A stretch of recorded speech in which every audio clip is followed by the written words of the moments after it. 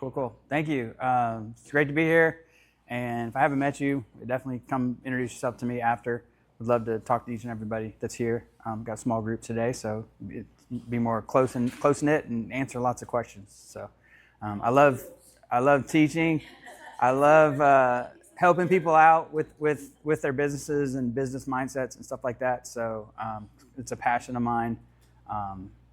Most people are kind of afraid to do that because they don't want to give away all their secrets. I'm the opposite of that. I would rather, I don't give away all my secrets, but I give away a lot of my stuff, and you'll see a lot of my stuff on here today.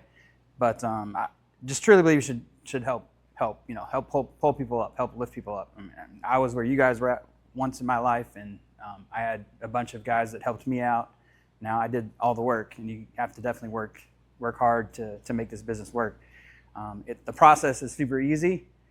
It's all trackable, but to actually do it and the rejection and the struggles that you can come across in this business, you have to have a very strong mindset to make it work. So that's why probably 95% of people that try to get into this, they quit because they can't handle it. So number one advice, just don't quit.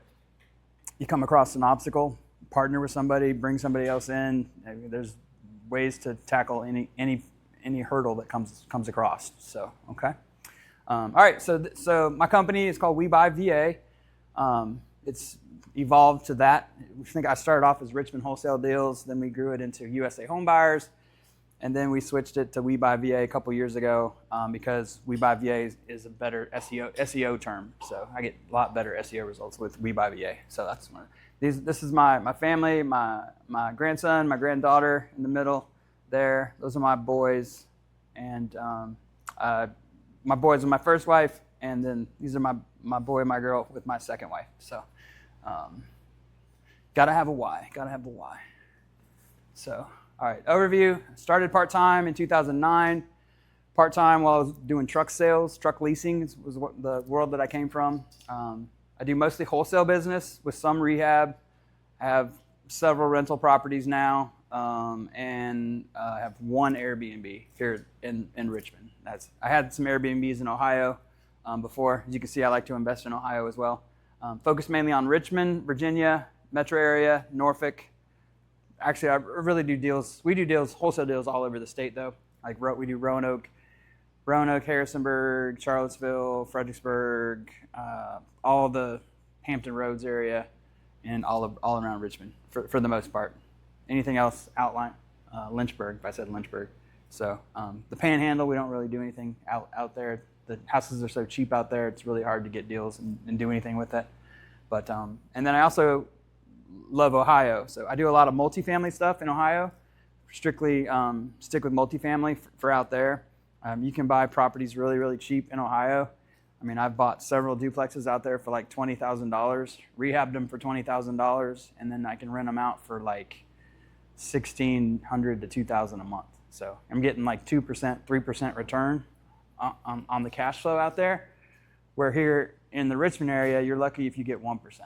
So I buy for cash flow in Ohio, and then I buy for appreciation here in the Virginia market, because the Ohio houses, they don't go up in value. They just kind of sit at a number, and that's what they're worth. So so I kind of mix it up a little bit for both, for protection. So I've never been licensed, so license is not needed, but it could be helpful. If you have your license, I think you have a little bit of an advantage, just being able to monetize every lead. And that's super important when you're running a wholesaling business, is to monetize all your leads. And because 95% of the leads that we get are probably just retail type leads. So if you're in this business and you're throwing that away, don't do that. Go and find a realtor that would love to work your deals. And then I partner with realtors. I give them those leads. And if they get a listing and the listing sells, I'll charge them a marketing fee of like 25 to 40% of whatever their fee is that they get. So, and you just have to make sure you send them a bill, keep it all legal, because you can't partner with them, otherwise you need a license. So, okay. All right, steps to getting a deal. Kind of walk you through what we do, how we do it. First thing you want to do is just pick a market. It doesn't have to be Richmond, Virginia. If you know another market, just pick a market typically that's close. a market that you're knowledgeable of, or a market that you want to live in, okay?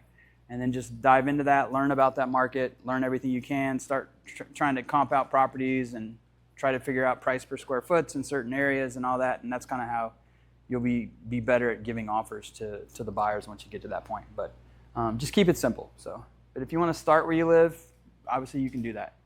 But Richmond is a really hard market right now. So like we do a lot more deals out in Hampton Roads right now. Hampton Roads is more of a transient market because of the military, a lot of turnover out there. So it's a lot easier for us to get deals out there.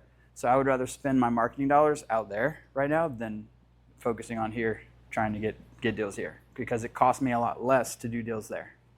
If that makes sense.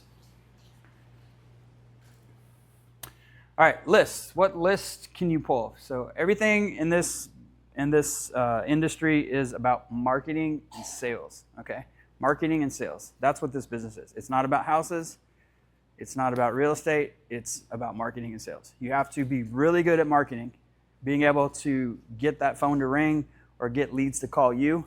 The leads are a lot better when they're chasing you as to when you're chasing them. So we do both types. We call out and chase them, and then we have also leads coming in. And our conversion rates on the leads coming in are a lot less than the leads going out. Like I might need 100 leads when I call people to come in to get a deal. But on incoming leads, I only need probably about like 25. Okay? So it's a lot better if they're calling you. So, but what list do we pull? Absentee list. So if you don't know what absentee is, that's basically the mailing address and the property address are different. Okay? If you go to the county sites and you pull up an address and you see this is for 123 Main Street, and then it says the mailing address is 123 Colorado Springs, Colorado, right? That's an out-of-state landlord, right? They don't match, and that is by far our number one list that we have for the longest of years back. Number one list to have, number one list to work. Everybody works that list though. So, okay, the easier the lists are, the more people are going to work it. So just know you got to be good, right? Vacant is another list that we pull. That's pretty self-explanatory. Nobody lives there. That could be an absentee as well. Be vacant absentee, and it also could just be somebody that used to live there and they don't live there, but they still own the property. It's vacant, right? Tax delinquent.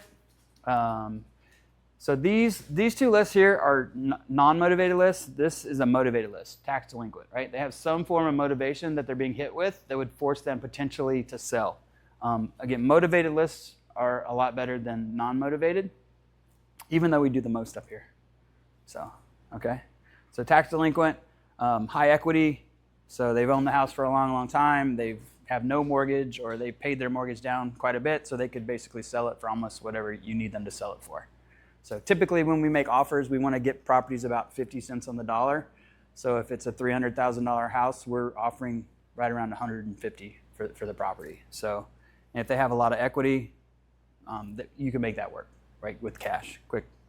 And then the last thing that we do, super, super important, is don't forget to stack these lists, okay? So you would take all of these lists, you'd put them into a spreadsheet, and you'd see which records are on multiple lists, right? And the more that they're on, you could have an absentee, vacant, tax delinquent property.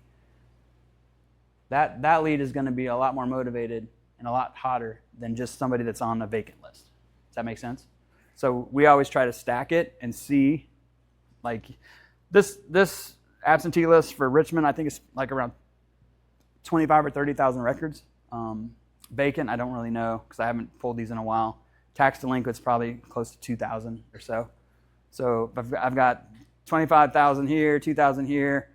Let's say that's 5,000 vacant. I stack them all together. You might have 200 to 300 leads that would be on that stacked list.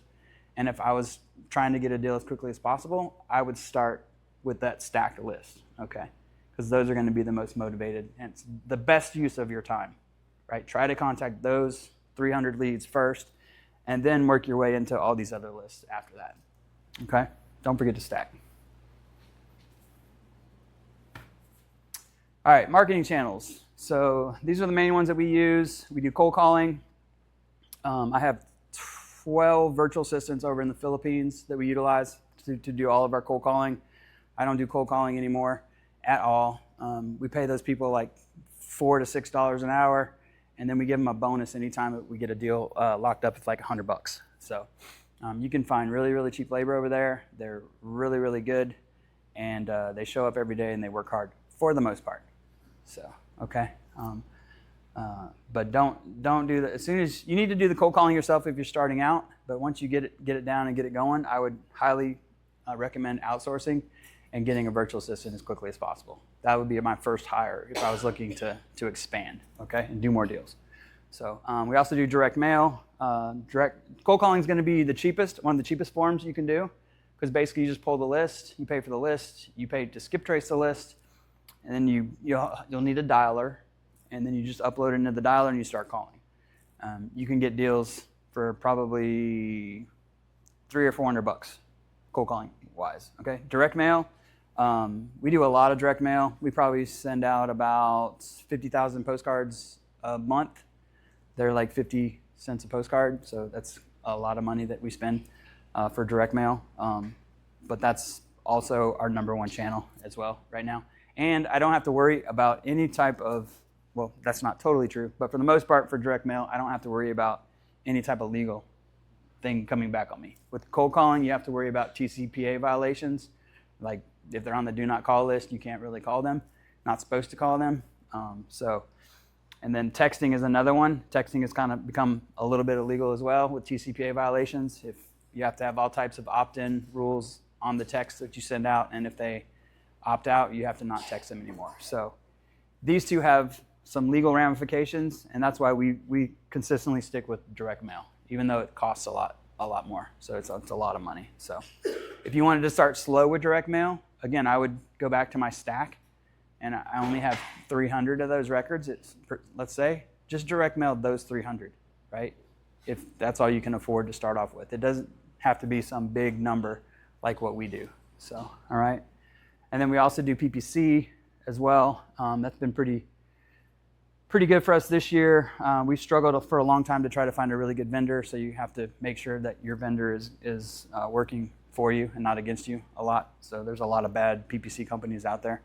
So just be careful if you do that. Does everybody know what PPC is? Pay-per-click, online, Google search, like that.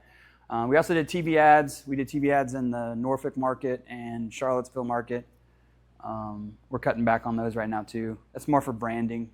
You're not going to get a lot of deal flow out of that, unfortunately, where the numbers make sense. And anytime I market, I'm looking for like a 5-to-1 type return. So if I spend $1 in marketing, I want to be able to get $5 back.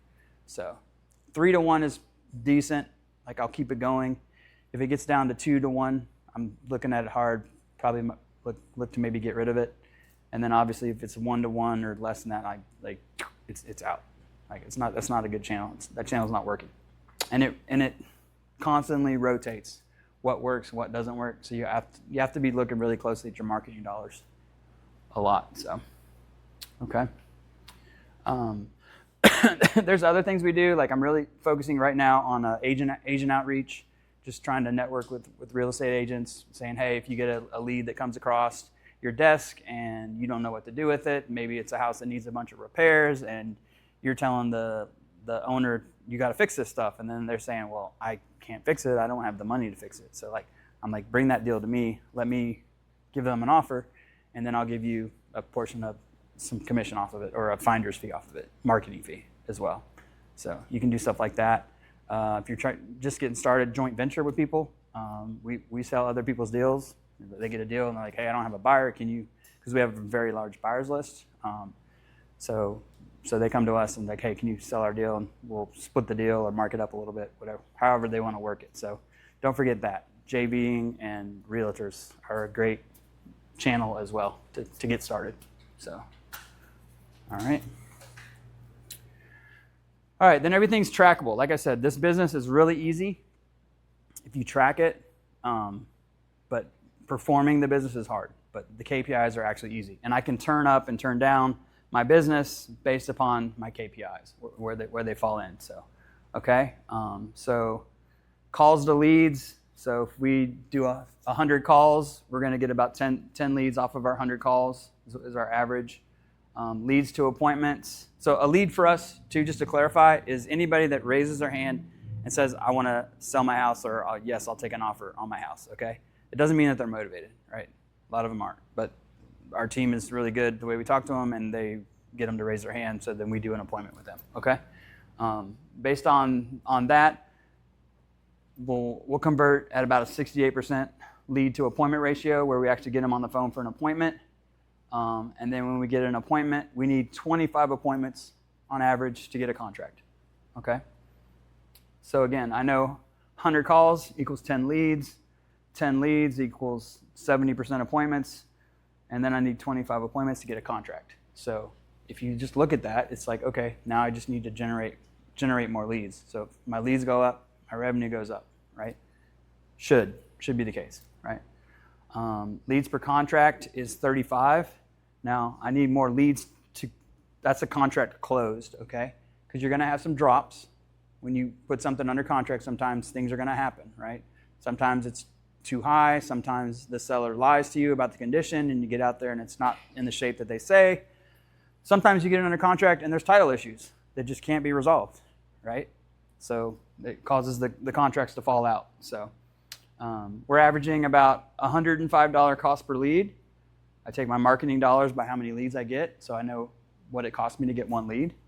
So I take this a lot to my team. Like, if they don't call a lead back, I'm like, bro, you just cost me $100. Like, you want me to take it out of your salary? Or do you want to call that lead, right? Yeah, yes, boss, I'll call the lead, right? $100. Our cost per deal is about $36.75. So if you take leads per contract by cost per lead, that's your cost per deal. So it costs me about $3,700. And our average deal size is about $25,000. So bottom line is, would you spend about $3,700 to make $25,000? All day long, right? All day long. So again, tracking the numbers, it's super easy. You can turn it up, turn it down based on your skill set or how much money you have. So that's why it's super important to know your numbers, to know what's working and know what's not working. So like if PPC stops working, I'm going to cut PPC out, and maybe I take the PPC money and put it into direct mail because direct mail is working better, right? So you want to track everything that you do. Know your business. Okay. Talked a little bit about the VAs, utilizing the VAs to scale. I use a site called onlinejobs.ph. They have, I think it's like $100 a month for that. They have a time-proof app where I have all my VAs log into, and it tracks all their time. It takes screenshots of their computers every 10 minutes. They don't typically know that until they get caught. So you can see when they're doing. So most of my VAs, they're making about 250 calls, hand-dialed calls a day. So if they don't hit 250, I'm going into their time proof and seeing, hey, why did you not make 250 calls today? And I'm looking to see if they're on Facebook, or they're screwing around with their friends, or if they're playing video games, or like all kinds of stuff that you can catch them with. So I love online jobs. You create a job post on there too. And then I take the job post and I go over to all the Facebook groups with virtual assistant Facebook groups. And there's like hundreds of thousands of people in some of these virtual assistant groups. And I'm posting my ad there. You can post it on online jobs too, and the Facebook group. But the Facebook group drives a lot more applications to you guys. So, and last little tip I'll tell you on virtual assistants: if you're going to hire one of them, hire 3 to start. Okay, you want to train them so you can. It's just as easy to train 3 at the same time as it is to train 1. And if you trained 1 and then they're out of there after a week, you're back to square one, right? So go ahead and hire 3 and just tell them like, hey, best man's going to win this job.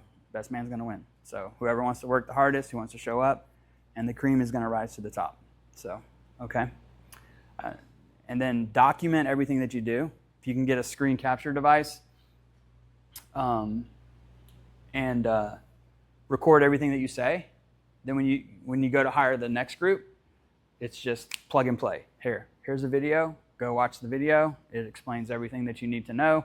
If you have any questions after the video, get with me, right? So, And now since I have 12, like I have a lead VA now, and he handles all this for me. So I'm not even involved with the VAs. I mean, I do a little bit of posting for it, and then he's like, here's the one I want to hire, and he records the interview for me, and he just sends me the interview, and I listen for about 2 minutes, and I'm like, yeah. My main thing is that they speak really good English. I don't care what kind of job skills that they have, but they have to speak excellent English. Like a lot of my VAs, you can't even tell that they're Filipino. That's how great they speak. If it's really strong accent, I would, like they send me applications, within 30 seconds, I'm like, nope, yep, this one's good, let's go, move forward. Nope, that one's too big of an accent, it's gonna be a problem. Like they have to speak really, really good English, unfortunately. It's hard telling some of them that, but that's just the way it is.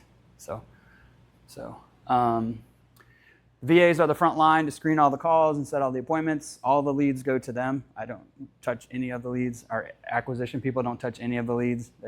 They're on the phone answering the calls. We track missed calls as well. I typically don't want anything above 10 or 15% missed calls. So if I get 100 calls, they better not have missed more than 10 or 15 a day, right? And if they did, then I go back and make sure that they call them back as quickly as possible. It's like speed to lead is so important in this industry. You have to get back with people quickly or else they'll change their mind and go with somebody else, okay?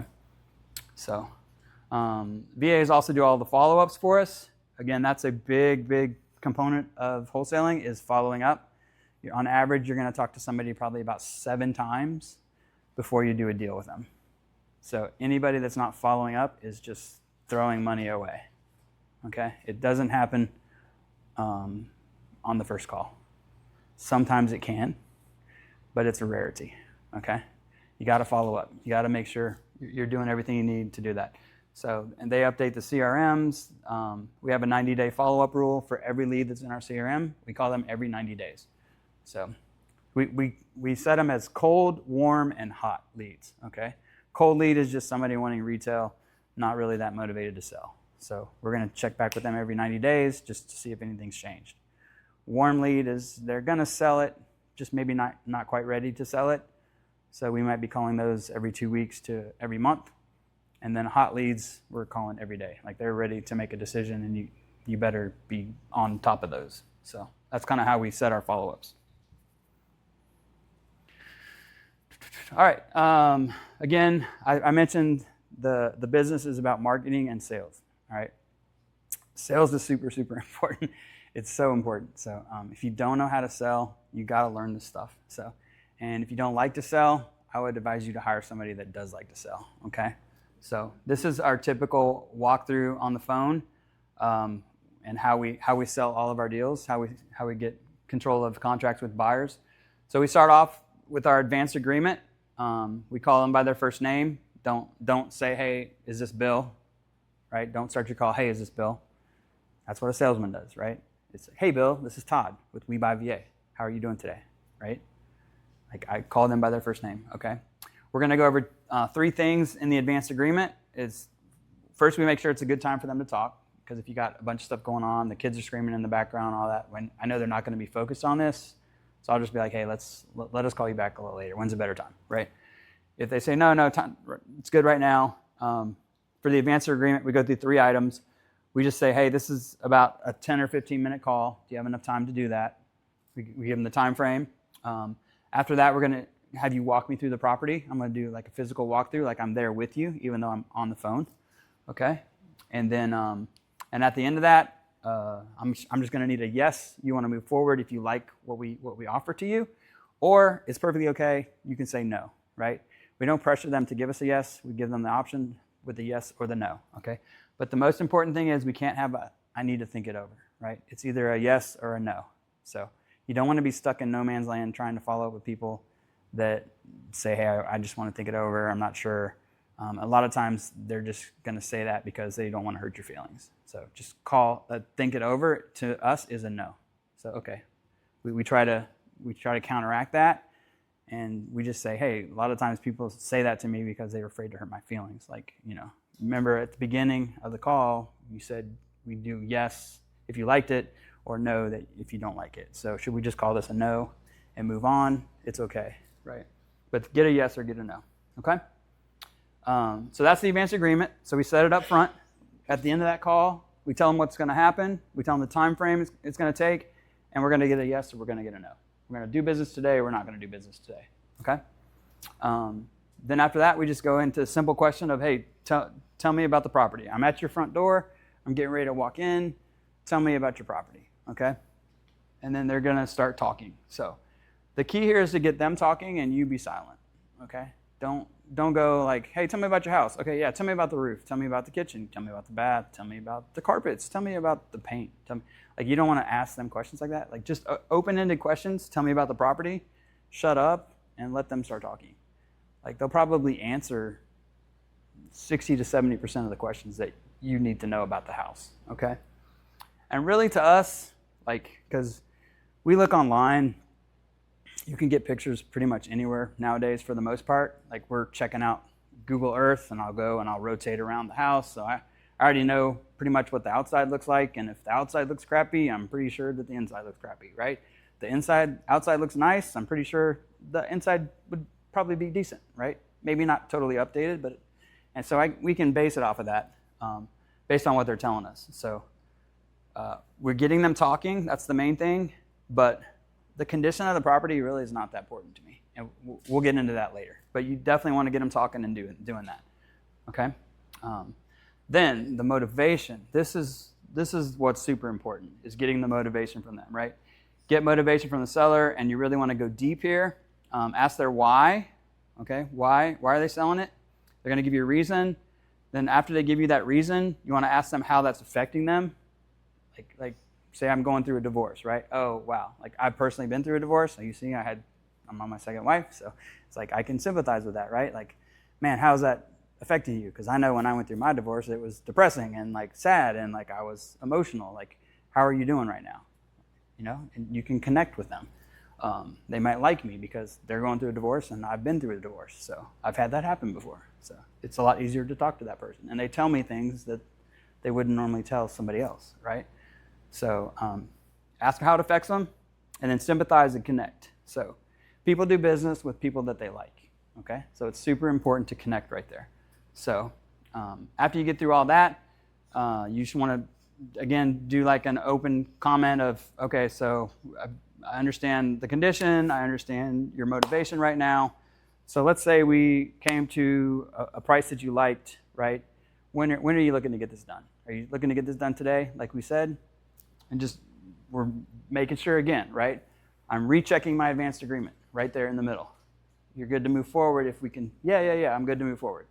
Or if they say no, you know what, I'm gonna talk to 2 other people before I make a decision. Then I'm like, okay, well, then why don't you do this? I'm gonna back out at that point because they're not ready to make a decision today. And I'm gonna say, you go talk to them, get those numbers, and then come back to me and let me have the last look at this deal, right? And if I've connected up here, they're going to let you do that, right? I want the last look. I want them to have all their numbers ready to go. Then I'm going to give them my number so they can make a decision at the end of there. Because I don't want to get off the phone with a maybe. Think it over. It's a yes or a no. Okay. Get their timeline, and then we also ask what price are you looking to get, right? Just double check the price. Typically, on the form that the VAs hand over to us, we have a price that they're asking. But we always double check that. Like, what price were you looking to get again? And just to see sometimes they'll go below that price, right? Sometimes they go above the price too. So it just depends. So want to know their price. All right.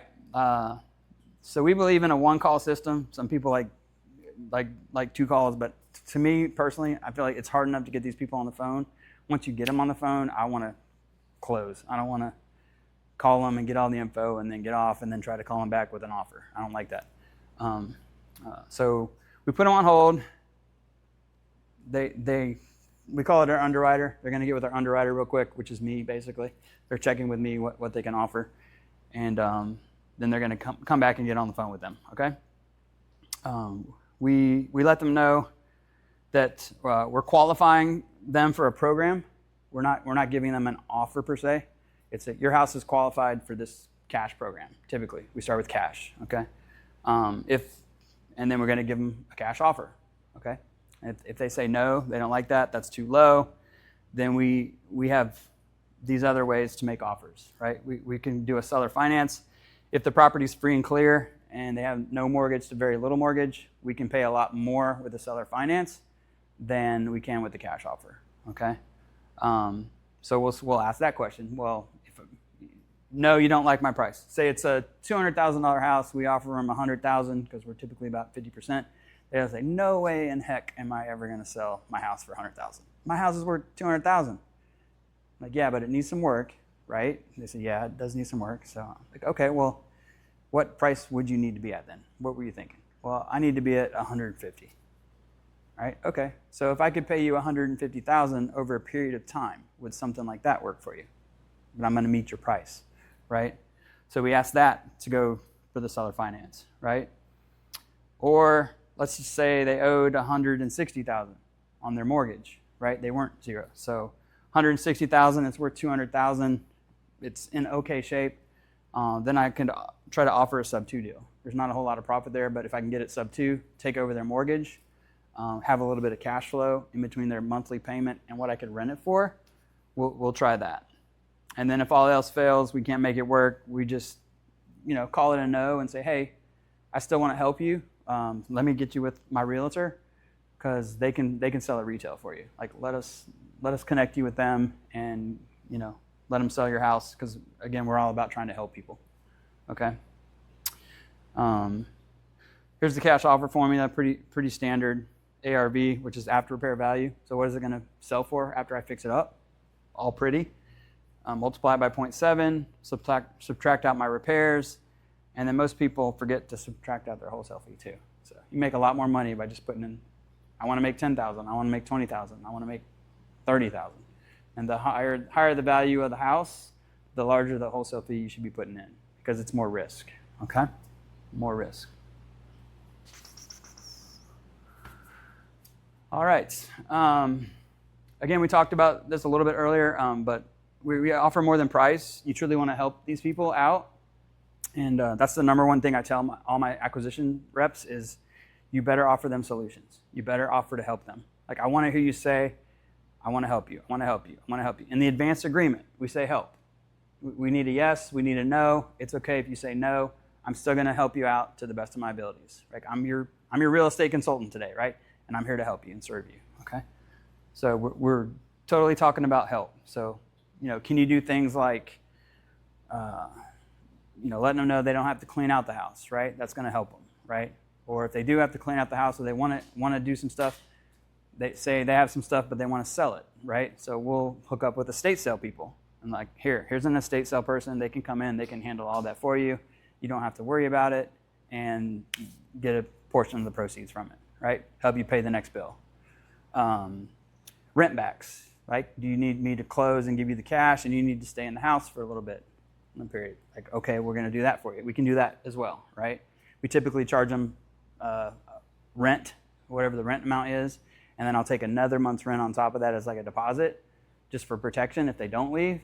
And then once they move out, we give them all their money or their deposit back, right? So just stuff like that. Are they going to a nursing home, right? We network with nursing homes, and we know which ones are good, which ones are bad. We just ask them what area they're looking to stay in, and then we'll connect them with those people as well. So just I always train my people to think about the total transaction, right? Them selling their house is not the only transaction that's going on here, right? It's okay. You're going to sell your house, and where are you going to go? What's that mean? What does that mean for you and your family?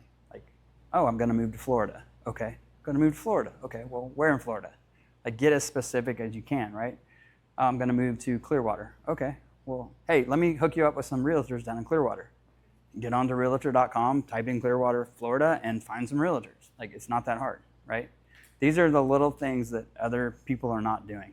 And that's why we get a lot of deals over other people, because we're truly there to help them and serve them, right? Make sure that they're covered on all their bases. It's like we care about you so much, we want to make sure we buy your house and help you with that situation, and then we want to make sure you're all taken care of by the time you get to wherever you're going, whatever that looks like, and however we can help you, okay? Offering that solution. So after that, we push for the yes or the no. If it's yes, we lock up the deal instantly. using DocuSign. We just send them a 2-page contract that we have. It's pretty simple, pretty standard, buying their house as is, and send it to them, get it signed quickly. That like within hours. Once they say yes, we get them the contract within 5 minutes. And we're trying to get them to sign it quickly, okay? Because lots of things can happen if you don't. Lock it up. If it's no, then we're going to box in the objection. Okay, so what is it about the program that we put you in that you don't like? Is it the price? Is it the term? Is it an unresolved situation? And then we just circle back and we try to reclose. I mean, 99% of the time it's price, right? It's just price, right? So then we're back and forth with them about programs, because typically you can't go up that much with your cash offer. So if it's like, okay, the cash doesn't work, well, can we make the seller finance work? So it's like, you can't have your cake and eat it too. It's like one or that. Like, do you want your price or do you want the money quickly? Like, which one works best for you, right? And then we try to circle back with painting the picture of where they want to go. And that's why it's important you understand where they're going, right? Because it's like, remember, you wanted to go to Florida, you wanted to move to Clearwater. Like, I know it's not as quickly, or you're not going to get all the cash. If you go seller finance, you're going to get it slowly, but you're going to have that stream of income coming to you for the next 10 years, 15 years, however long we negotiate the price of the seller finance with, right? Or is it just you just need all the cash to get to Clearwater and you're okay with taking a little bit less just to get it done, which is better for you. Give them options, right? And then reclose, okay? And then if it's no, you just put your realtor hat back on if you're a realtor, or feed it over to your realtor and tee them up with a listing appointment. So, and that's pretty much it. And it's like, you just got to be okay. You got to be confident when you're talking to the sellers, and you got to just like not need the deal. I know it sounds redundant or ridiculous, like to talk to somebody and not really need a deal, even though you need the deal. But you got to sound like you don't need the deal, right? It's like, it's whatever, yeah. We just want to help you, right? And that's the key. Just trying to help them, making them feel comfortable, and then just overall doing the right thing. Like, we're not trying to lock up deals and stretch pricing and all that like most wholesalers out there will do. They just want to lock it up and then try to sell it, and it's way too high, and everybody knows that it's not going to sell because it's way too high. So you can't be putting people into bad situations. And we try to always do the right thing. So I think that's it. Yep, that's it. It's my email. That's my cell number. If you want to partner with me on any deals, if you get deals in, like we said, if you're a realtor too, we do deals with realtors all the time. So just keep me in mind. Any questions?